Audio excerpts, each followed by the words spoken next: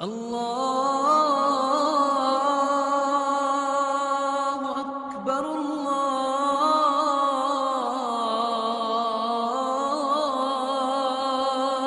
اکبر۔ خامند اور بیوی کے رشتے کو بعض بیویاں ایسی نادان ہوتی ہیں کہ اولاد کی محبت میں خامند کو ڈیگریڈ کرتی ہیں، بعض خامد ایسے نادان ہوتے ہیں اپنے ماں باپ کے احترام میں بیوی کو ذلیل کرتے ہیں، اپنے بہن بھائیوں کی سن سن کر اپنی بیوی کو مارتے پیٹتے ذلیل کرتے ہیں۔ یہ ہر گھر کی کہانی ہے، ان دونوں سے میرے اللہ نے روکا ہے۔ خامند اپنی بیوی کو سب سے زیادہ عزت دے، بیوی اپنے خامند کو سب سے زیادہ عزت دے۔ حقوق میں سب سے بڑا حق اب خامند اور بیوی کا ایک دوسرے کے ساتھ جوڑا گیا ہے کہ ان سے نسل چلنی ہے، ان سے نسل چلنی ہے۔ آپ حیران ہوں گے، بیوی کے ذمہ خامند کی روٹی پکانا شریعت نے نہیں لگایا، تو خامند کے ماں پیو کی روٹی کیسے ذمہ ہوگی؟ خامند کے بہن بھائیوں کی روٹی کیسے ذمہ ہوگی؟ کتنی بہنوں نے گھر اجاڑ دیے بھائیوں کے، کتنے ساس سسر نے اپنے بیٹے کے گھر اجاڑ دیے۔ یہ چاروں طرف پھیلی ہوئی کہانیاں بتا رہا ہوں، کوئی خواب نہیں سنا رہا ہوں، کوئی باہر کی زندگی نہیں بتا رہا ہوں کہ جوائنٹ فیملی سسٹم بہت اچھا ہے اگر شریعت کا پتہ ہو، اور بہت برا ہے اگر شریعت کا پتہ نہ ہو۔ چڑا چڑی بھی اکٹھے ہوتے ہیں تو گھونسلہ الگ بناتے ہیں کہ ساس سورا کے دائیں سرتے نہ آ پاوے۔ شریعت نے یہ عورت آنے والی لڑکی کا حق رکھا ہے کہ اگر خامند کے پاس طاقت ہے تو اس کو الگ گھر دے، اگر وہ ڈیمانڈ کرے کہ آپ مجھے الگ گھر لے کر دیں تو یہ ماں باپ کی نافرمانی نہیں، یہ حق تلفی نہیں، اس آنے والی کا حق ہے کہ اس نے تیری نسل کو سنبھالنا ہے۔ اگر یہ ساس کے بھی سنیں، سسر کے بھی سنیں، نندوں کے بھی سنیں، دیور کے بھی سنیں، پھر تیری بھی سنیں، تو یہ تو پاگل ہے، یہ بچے کہاں سے پالے گی؟ یہ بچوں کی تربیت کب کرے گی؟ یہ تو دن کو روئے گی کہ ساسا آکھے، رات کو روئے گی سو رہے آکھے، اگلے دن آکھے گی میں نے تو تیری بہن ہے آکھے ہے۔ تو اس کو تو بچے پالنے کا وقت نہیں۔ ہماری نسل کیوں برباد ہو گئی کہ ماؤں نے اپنی ڈیوٹی چھوڑ دی ہے۔ 3 سال کا بچہ سکول میں ڈالنے بلا سکول والوں کیڑی فکر ہے، انہوں نے پیسے لے کے انہوں کھڈاونا۔ میرے نبی نے کہا 7 سال تک تو نماز بھی نہ کہو، گلے سے لگا کے رکھو۔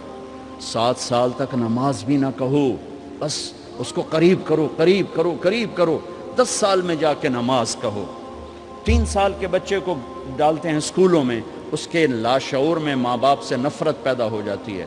یہ میری اب بیتی ہے، اللہ نے مجھے تبلیغ میں لگا دیا تو شریعت پڑھنے کے بعد اللہ نے میرا سر جھکا دیا، ورنہ میں تو بالکل باغی ہوتا۔ تو میرے نبی فرما رہے ہیں 7 سال تک نماز بھی نہ کہو، بس سینے سے لگا کے رکھو تاکہ تمہاری صفات منتقل ہوں اور تمہاری محبت ان کے اندر منتقل ہو۔ تو جب بیوی پر پورے گھر کا بوجھ پڑ گیا تو وہ اپنے بچوں کو کب پالے گی اور بچوں کی کب وہ تربیت کرے گی؟ وہ تو صبح سے شام تک چولہے پر تھک چکی ہے، اور اوپر سے جو تانے ہیں وہ الگ ہیں، جلی کٹی، کبھی ساس کہہ رہی، کبھی سسر کہہ رہا، کبھی بہنیں، کبھی دیور، تو وہ تو بالکل بیچاری پاگل ہو جاتی۔ کہیں اس کا الٹ بھی ہوتا ہے، آنے والی ایسی آتی ہے کہ پورے گھر کو تباہ کر کے ماں باپ کو بھی دھکا دلا کے اپنے خامند کو لے کے نکل جاتی، ایسا بھی ہے لیکن یہ بہت کم ہے۔ ابتدائی رشتہ خامند اور بیوی ہے، خامند اور بیوی یہ ابتدائی رشتہ ہے۔ اللہ نے آدم کو بنایا اور حوا کو ساتھ بیوی بنایا، اولاد بعد میں دی۔ اور ایک اور بات، آدم کو بنا دیا مٹی کا پتلا کٹھا کر کے، مٹی کٹھی کر کے پتلا بنا دیا، 40 سال کے بعد روح ڈالی، چل بھائی جا جنت، اور اکیلے بھیج دیا، بیوی نہیں دی۔ حالانکہ اللہ چاہتا تو ساتھ ہی حضرت حوا کی مٹی کا ڈھیر بھی لگا دیتا، اس کا پتلا بھی تھپ دیتا، فرشتوں سے تھپوا دیتا، اور پھر 40 سال کے بعد دونوں کو کٹھا جنت میں ڈالتا۔ بہت سارے پیغام، اس میں بہت سارے پیغام، تاخیر ساتھ نہیں بنایا، دیر سے بھیجا، انتظار قدر کو بڑھانے کے لیے کہ عورت کی قدر کرنا، کمزور ذات ہے، کمزور مخلوق ہے، قدر کرنا۔ دوسرا، پہلے دن پتلا نہیں بنایا کہ ننگا پڑا ہو، عورت کا پتلا ننگا ہو، مٹی کا ہو، پتھر کا ہو، تو اس میں کیا کشش؟ تو ان مرد کے لیے کشش کوئی نہیں، تو فرشتوں کو کیا کشش تھی؟ پہلے دن سے عورت کو پردے میں بنایا، بے پرد نہیں کیا، بے پرد نہیں کیا، اس کا پتلا نہیں بنایا، اسے ننگا نہیں چھوڑا۔ اس کو پہلے دن سے کورڈ، اور کیسے بنایا؟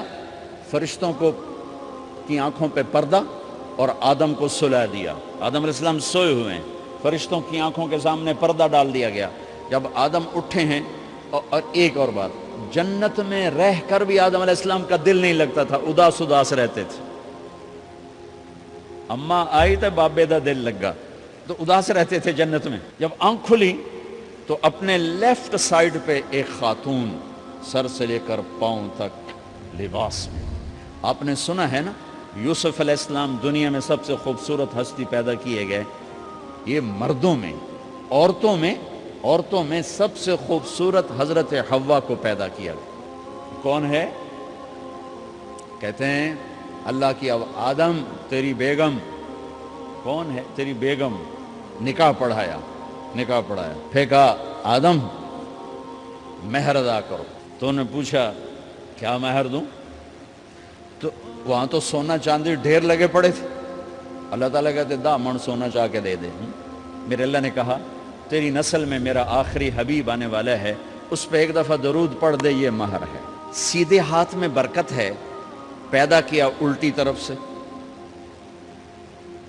الٹی طرف سے کیوں پیدا کیا ہے؟ کہ الٹی طرف دل ہے، اور دل کے نیچے جو پسلی ہے وہاں سے پیدا کیا۔ اس میں پیغام کیا دیا کہ عورت جس روپ میں ہو، پہلا روپ اس کا بیوی بنا، پھر وہ ماں بنی، پھر اس آگے بیٹی کا روپ ہے، پھر بہن کا روپ ہے، پھر خالہ ہے، پھوپھی ہے، دادی ہے، نانی ہے، ساس ہے۔ جس روپ میں بھی عورت ہے اس کو دل کے قریب جگہ دو۔ یہ دل کے نیچے سے پیدا کرنے میں یہ پیغام دیا گیا ہے، اسے ذلیل نہ کرو، اسے خوار نہ کرو، اسے بے عزت نہ کرو، اس پر شدت نہ کرو۔ تو پہلا بنیادی رشتہ خامند اور بیوی ہے، اور آخری رشتہ بھی خامند اور بیوی ہے۔ لیکن اس وقت ہمارے معاشرے میں خامند سے زیادہ اس کے ماں باپ حق جتلاتے ہیں، خامند سے زیادہ اس کی بہنیں حق جلاتی ہیں، خامند سے زیادہ اس کے رشتہ دار حق جتلاتے ہیں، اور جھوٹی سچی شکایتیں لگا کر بیوی سے متنفر کرتے ہیں، اور کہیں بیوی کو خامند سے متنفر کرتے ہیں، آپس میں لڑائی لڑا کے پھر خوش ہوتے ہیں۔ میرے نبی سے پوچھا جائے یا رسول اللہ آپ کو سب سے زیادہ کس سے پیار ہے؟ تو آپ نے کہا عائشہ سے۔ اللہ، وہ جھینپ کے کہنے کہ نہیں، میں پوچھ رہا ہوں لوگوں میں آپ کو کس سے زیادہ پیار ہے؟ تو آپ کہتے ابو بکر سے۔ تو آپ نے پھر کہا ابوہا، مجھے عائشہ کے باپ سے زیادہ پیار ہے۔ پھر پہلے عائشہ کا، تو پھر کہتے ابو بکر۔ تو آپ نے کہا نہیں، ابوہا، مجھے عائشہ کے باپ سے سب سے زیادہ پیار ہے۔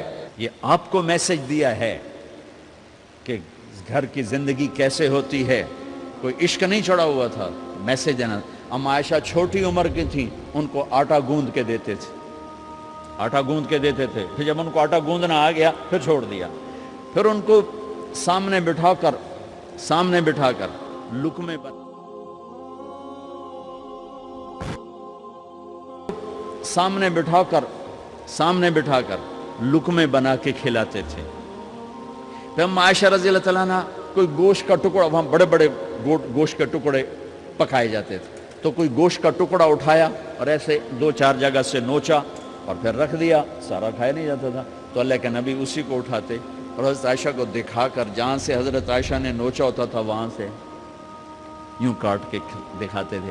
پھر حضرت عائشہ رضی اللہ تعالیٰ نے گلاس اٹھایا پانی پینے کے لیے، جہاں ہونٹ لگائے تو پہ گلاس رکھ دیا، بڑے بڑے گلاس ہوتے تھے، تو حضرت ہمارے نبی اٹھاتے تھے، جہاں عائشہ کے ہونٹ لگے ہوتے تھے وہاں ہونٹ لگا کے پانی پیتے تھے۔ یہ آپ کو سکھانے کے لیے ہے، اپنے گھر والوں کے ساتھ بیٹھ کے کھانا کھاتے۔